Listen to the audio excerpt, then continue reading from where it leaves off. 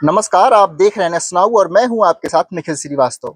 अगर आपकी ड्यूटी जनगणना में प्रगणक या सुपरवाइजर के रूप में लगी है और आप अपने एचएलबी सीट पर अपने एचएलबी का मैप बनाने जा रहे हैं, तो आज की ये वीडियो आपको जरूर देखनी चाहिए।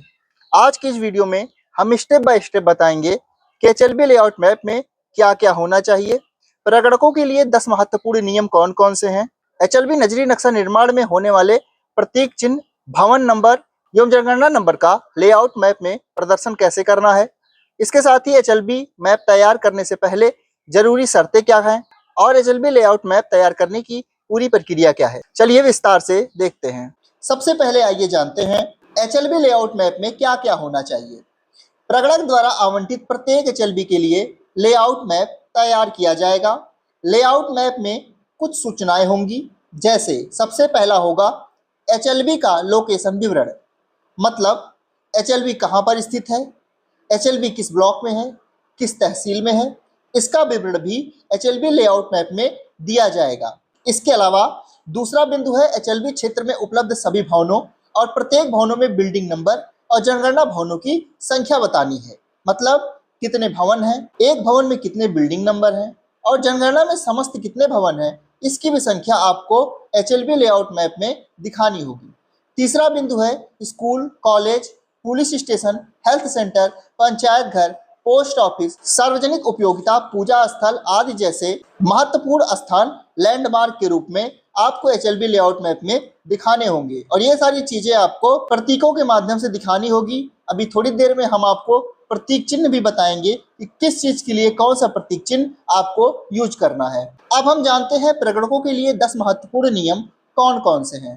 पहला नियम यह है कि लेआउट मैप तैयार करने का उद्देश्य यह सुनिश्चित करना है कि आपको दिए गए एचएलबी के अंदर का संपूर्ण एरिया पूर्णतः कवर हो जाए, मतलब उस एरिया में कोई भी घर ना छूटे, कोई भी सड़क, कोई भी आवासीय, गैर आवासीय, कच्ची पक्की सड़कें, कच्चे पक्के घर, कुछ भी आपको उस मैप में नहीं छोड़ना है। दूसरा नियम है लेआउट मैप में अलग अलग कामों के लिए इस्तेमाल होने वाले सभी बिल्डिंग और स्ट्रक्चर दिखाए जाने चाहिए, जैसे कि आवासीय, गैर आवासीय, आवास सह अन्य उपयोग, खाली घर जिसमें खेत आदि जगहें शामिल हैं, मतलब कौन से घर में लोग रहते हैं, किस में नहीं रहते हैं, कौन से घर में लोग रहते भी हैं। इसके साथ ही घर का और भी उपयोग है, जिसमें खाली खेत हो सकती है, खाली जगहें हो सकती हैं, इन सबको भी एचएलबी लेआउट मैप में आपको दिखाना है।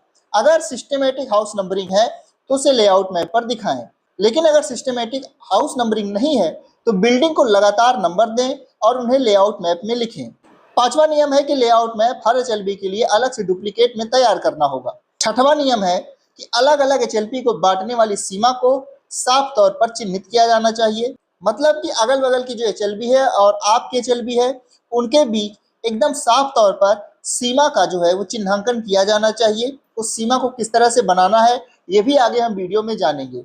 सातवां नियम है कि इसका मुख्य उद्देश्य सुनिश्चित करना है कि किसी गांव वार्ड में हाउस लिस्टिंग में कोई भी हिस्सा या फिर घर ना छूटे। आठवां नियम है कि इसी तरह किसी भी हिस्से या घरों को एक ही समय में एक से ज़्यादा एचएलबी में शामिल नहीं किया जाना चाहिए। ये सारी चीज़ें ध्यान में रखनी है, ऐसा ना हो कि एक घर किसी दूसरी एचएलबी में भी दर्ज हो जाए और आपके एचएलबी में भी वो घर आ जाए, इसका ध्यान रखना है।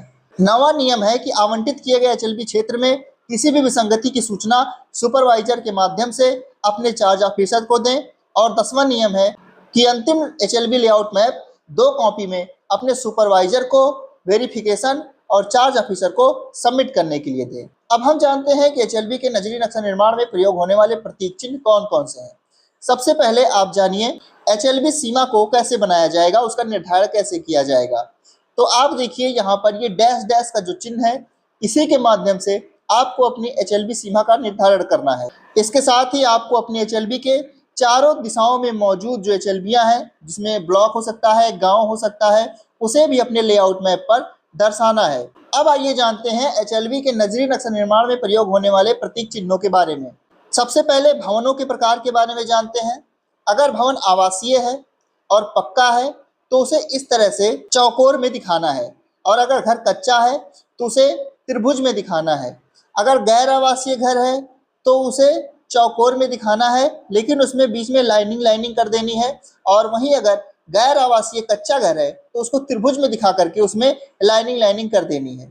अब अगर सड़क और रेलवे लाइन की बात करें तो अगर पक्का रोड है तो उसे इस तरह से दिखाना है, कच्चा रोड है तो उसको इस तरह से दिखाना है, पाथवे है मतलब जिसपे पैदल जाते हैं उसको इस तरह से दिखाना है, और अगर रेलवे लाइन भी आपके एचएलबी में आती है तो इस तरह से इस चिन्ह के द्वारा आपको उस रेलवे लाइन को दिखाना है। अब इसके साथ ही नदियों की बात करें तो आप नदियों को कुछ इस तरह से दिखा सकते हैं, कैनल को कुछ इस तरह से दिखा सकते हैं, पॉन्ड तालाब को इस तरह से दिखा सकते हैं, वेल टैप या हैंडपंप को आप इन तीनों चिन्हों के माध्यम से दिखा सकते हैं।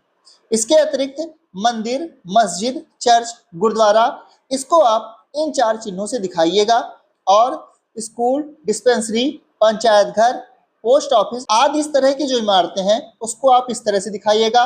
स्कूल के लिए आपको एक चौकोर सा बना के उसमें एस लिख देना है, डिस्पेंसरी के लिए चौकोर बना करके उसमें डी लिख देना है, पंचायत घर के लिए आपको एक चौकोर आकार बनाकर उसमें पी लिख देना है, और पोस्ट ऑफिस के लिए चौकोर आकार बनाकर आपको उसमें पी और ओ लिख देना है। इसी तरह से हम एचएलबी नक्शा निर्माण में होने वाले प्रतीक चिन्हों का यूज अपने लेआउट मैप में करेंगे। अब देखिए भवन नंबर और जनगणना मकान नंबर का लेआउट मैप में कैसे दिखाना है। जैसे यहाँ देखिए भवन की संख्या है 9, भवन का प्रकार है पक्का, भवन का यूज है आवासीय, लेकिन इस भवन में 2 मकान हैं इसलिए इसको हम इस तरह से दिखाएंगे। अब क्योंकि ये पक्का घर है तो इस भवन को हम चौकोर आकृति में दिखाएंगे और बीच में भवन संख्या 9 लिखेंगे, लेकिन हालांकि इस भवन में 2 मकान है तो हम कोष्टक में 2 भी लिख देंगे कि ये जो भवन है 9 नंबर का इसमें 2 मकान है। इसी तरह से देखिए जो 10 नंबर का भवन है वो भी पक्का भवन है लेकिन ये गैर आवासीय है, मतलब इसमें कोई रहता नहीं है, इसलिए इसमें एक ही भवन है। आप देखिए यहाँ पर 1 लिखा हुआ है और इसको इस तरह से चौकोर आकृति बना करके 20 से पाई पाई मार करके और इसके बीच में हम 10 लिख देंगे। इसी तरह के 15 नंबर का जो भवन है उसको देखिए, ये कच्चा भवन है लेकिन आवासीय है, लेकिन इसके अंदर 3 मकान है, तो आप देखिए यहाँ पर एक त्रिभुज बना करके उसके अंदर 15 लिख दिए हैं और इसमें 3 मकान है इसलिए कोष्टक में 3 लिखा हुआ है। इसी तरह से 6 नंबर भवन को देखिए जो कच्चा है लेकिन ये गैर आवासीय है और इसमें एक ही भवन है, तो इसको हम त्रिभुज बनाएंगे, बीच में पाई पाई बनाएंगे और इसमें 6 लिख देंगे। ठीक है, तो इसी तरह से हम गैर आवासीय, आवासीय और एक भवन के अंदर कितने मकान हैं इसको हम अपने मैप में दर्ज करेंगे। अब जानिए एचएलबी लेआउट मैप तैयार करने की पहले की कुछ जरूरी शर्तें कौन कौन सी हैं। पहला, अपॉइंटमेंट लेटर में बताए गए सभी लोकेशन डिटेल को एचएलबी मैप जो प्रिंटेड कॉपी है और सीएमएमएस जो पोर्टल से मिला है असाइनमेंट मैसेज के साथ वेरीफाई करें। दूसरा, आप एचएलओ अपने दिए गए लिंक का इस्तेमाल करके असाइन किया गया एचएलबी मैप पीडीएफ कॉपी में भी डाउनलोड कर सकते हैं और इसे एचएलबी लेआउट मैप बनाने के लिए संदर्भ के तौर पर इस्तेमाल कर सकते हैं। तीसरा, सुपरवाइजर के साथ तय किए गए एचएलबी एरिया में जाएं और एचएलबी की सही बाउंड्री समझने के लिए चारों ओर घूमें। चौथा निर्देश है कि इंस्ट्रक्शन मैनुअल में दिए गए निर्देशों को ध्यान से पढ़ें। पांचवा है कि लेआउट मैप बनाने के लिए सिर्फ दी गई खाली लेआउट मैप शीट का ही इस्तेमाल करें। लेकिन मेरा मानना यही है कि सबसे पहले आप एक रफ कर लीजिए और उसके बाद जो आपको लेआउट मैप शीट दी गई है उस पर आप बनाइए। उससे क्या होगा, गलतियों के चांसेस आपके कम हो जाएंगे। 6वां नंबर का जो पॉइंट है उसमें यह शर्त है कि एचएलबी एरिया में उपलब्ध बिल्डिंग नंबरिंग के क्रम को समझना है कि कैसा है। अगर सिस्टमेटिक नंबरिंग मौजूद नहीं है तो एचएलओ मैनुअल में दिए गए निर्देशों के अनुसार बिल्डिंग नंबर असाइन करना है। अब यहाँ पर कुछ स्टेप हैं जो कि एचएलबी लेआउट नक्शा बनाने के लिए आपको जानना है। सबसे पहले आपको एचएलबी लेआउट मैप को समझना है यानी अंडरस्टैंड करना है, अपने एचएलबी एरिया को जानना है, एचएलबी एरिया के लिए रोड आदि को ड्रा करना है। चौथा, मार्क बिल्डिंग विथ नंबर, अपने जो एचएलबी एरिया के भवन हैं उनको नंबर देना है। 5वां, ड्रॉ लैंडमार्क विथ नेम्स, जो लैंडमार्क हैं मंदिर इत्यादि उनके नाम के साथ वर्णन करना है वहाँ पर। 6वां है क्रॉस वेरिफिकेशन विथ सुपरवाइजर के साथ वहाँ पर जाकर के क्रॉस वेरिफिकेशन करना है। 7वां उसको फाइनल करना है। 8वां उसको सबमिट करना है। लेकिन यहाँ पर एक शर्त यह है कि जो पहले 5 स्टेप हैं उसको आपको 3 दिन में कंप्लीट कर लेना है। और अगर आप एचएलबी मैप बना रहे हैं इस दौरान कोई नया मकान बनता है या फिर कोई नया मकान गिर जाता है तो उसको भी आपको अपने मैप में अपडेट करना है। अब आइए समझते हैं एचएलबी लेआउट मैप तैयार करने की प्रक्रिया क्या है। सबसे पहले एचएलबी मैप को समझना है। एचएलबी एरिया का पूरा लेआउट समझने के लिए एचएलओ ऐप से डाउनलोड किए गए एचएलबी मैप को ध्यान से देखना है। ध्यान दें कि मैप में उत्तर दिशा हमेशा ऊपर की ओर होती है। दूसरा, अपने एचएलबी एरिया को जानना है। लेआउट, आने जाने का रास्ता जो है, बिल्डिंग और जरूरी जगहों को अच्छी तरह से समझने के लिए पूरे एचएलबी एरिया में घूमना है। तीसरी प्रक्रिया है कि सड़कें और फिजिकल फीचर्स बनाएं। डाउनलोड किए गए एचएलबी मैप और फील्ड ऑब्जर्वेशन के आधार पर सभी सड़कें, गलियां और लेन बनाना है। एचएलबी एरिया में मौजूद जरूरी प्राकृतिक और फिजिकल फीचर जैसे कि नहरें, नदियां, खुले इलाके, पानी के स्रोत, रेलवे लाइन वगैरह को साफ तौर पर मार्क करना है। जो अभी हमने आपको प्रतीक चिन्ह दिखाए हैं, उसी तरह के चिन्ह बना करके उस सभी चीजों को दिखाना है। चौथी प्रक्रिया है कि भवनों पर नंबर लिखने हैं। उत्तर पश्चिम कोने से शुरू करके सिस्टमैटिक तरीके से दक्षिण पूर्व कोने की ओर बढ़ते हुए सभी इमारतों को उनके टाइप और इस्तेमाल जैसे कि पक्का, कच्चा, रहने वाला मतलब आवासीय, गैर रहने वाला मतलब गैर आवासीय के अनुसार मैप में दर्शाना है। लैंडमार्क बनाना है, जैसे स्कूल, पार्क, पूजा स्थल, कार्यालय और दूसरी खास जगहों को लैंडमार्क बनाएं जो एचएलबी एरिया को पहचानने और ढूंढने में मदद करते हैं। छठवां, सुपरवाइजर के साथ क्रॉस वेरिफिकेशन। असाइन किए गए एचएलबी के पूरे कवरेज की पुष्टि करने के लिए सुपरवाइजर से बात करें।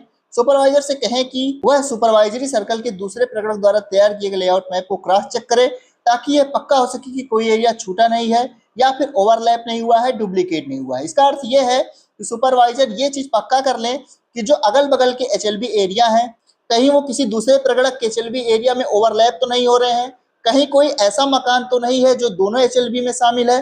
इस चीजों को सुपरवाइजर क्रॉस चेक करेंगे, किसी एक एचएलबी में उनको शामिल कराएंगे। सातवीं प्रक्रिया यह है कि फाइनल करना है। एचएलओ के पहले 3 दिनों के दौरान तैयार किए गए लेआउट मैप को पहले ड्राफ्ट के तौर पर मानना है। एचएलओ ऐप के जरिए एचएलओ डेटा कलेक्शन पूरा होने के बाद लेआउट मैप को रिव्यू करना है और जरूरत के हिसाब से कोई भी छूटी हुई बिल्डिंग जोड़ने या गलती से शामिल की गई बिल्डिंग को हटाने के लिए अपडेट करना है। अब जमा करना है यानी कि सबमिट करना है। फाइनल लेआउट मैप की 2 कॉपी सुपरवाइजर के जरिए चार्ज ऑफिसर को सौंपी जाएगी। अब यहाँ पर आप देखिए कि एचएलओ मोबाइल ऐप में एचएलबी मैप्स आपको कुछ इस तरह से दिया जाएगा। ये आपको समझाने के लिए रहेगा कि आपको अपनी सीट पर उस मैप को किस तरह से बनाना है। आप इससे भी मदद ले सकते हैं। अब जैसा कि हमने आपको बताया था कि सीट में आपको अपने एचएलबी की लोकेशन भी दर्ज करनी है, तो वहां पर आप देखिए यहाँ पर location particular as mention as the appointment letter SC map, यहाँ पर आपको दर्ज करना है। इसके बाद यहाँ पर सारी चिन्ह बने हुए रहेंगे, जो जो चिन्ह आपको उसमें दर्शाना है। उसके बाद यहाँ पर प्रगणक और सुपरवाइजर की डिटेल रहेगी। यहाँ पर आप देखिए कैसे स्टार्ट किया हुआ है। स्टार्टिंग पॉइंट आप देखिए नॉर्थ वेस्ट से स्टार्ट करके इसे खत्म किया गया है ईस्ट साउथ में, यानी कि एस तरह के आकार में इसे समाप्त किया गया है। जो आपके एचएलबी की बाउंड्री रहेगी वो कुछ इस तरह से बनाई जाएगी जैसा कि हमने पहले भी बताया। इसी तरह से आपको अपने एचएलबी की बाउंड्री को ड्रॉ करना है, पॉइंट पॉइंट ऐसे करके। अब देखिए बाउंड्री ड्रॉ हो चुकी है। उसके बाद यहाँ पर रोड ड्रॉ किया गया है। इसी तरह से आपको अपने एचएलबी एरिया के रोड को ड्रॉ कर लेना है। अगर सड़क का नाम अवेलेबल है तो उस नाम को भी आपको सड़क के पास लिख देना है। अब हमने बाउंड्री बना ली, रोड बना लिया, तो अब हमें उस रोड के आसपास जो घर हैं उस घर को इस तरह से बना लेना है और घर को बनाने के बाद उसे गैर आवासीय, आवासीय इस तरह के रूप में विभाजित कर लेना है और सभी घरों पर हमको हाउस नंबर डाल देना है। उसके बाद जितने भी इंपॉर्टेंट लैंडमार्क हैं उन सबको भी हमें बना लेना है जहां जहां वो उपस्थित होंगे। अब जब आप पूरा लेआउट मैप तैयार कर लेंगे तो वो कुछ इस तरह का दिखेगा, जिसमें सड़कें हैं, जिसमें बाउंड्री हैं, जिसमें लैंडमार्क हैं, जिसमें आवासीय और गैर आवासीय दोनों तरह के मकान शामिल हैं, जिसमें तालाबें हैं, जिसमें रेलवे लाइन है। तो सब कुछ आपको इस तरह के मैप में दिखाना है। तो अभी आपने सब कुछ जाना कि आप एचएलबी लेआउट मैप कैसे तैयार कर सकते हैं। अगर आपको ये जानकारी पसंद आई हो तो इस वीडियो को अपने सभी प्रगणक और सुपरवाइजर साथियों के साथ शेयर करें और चैनल पर बने रहें जनगणना संबंधित तमाम अपडेटों को सबसे पहले पाने के लिए। मिलेंगे आपसे अगली अपडेट में, तब तक के लिए आप सभी को नमस्कार।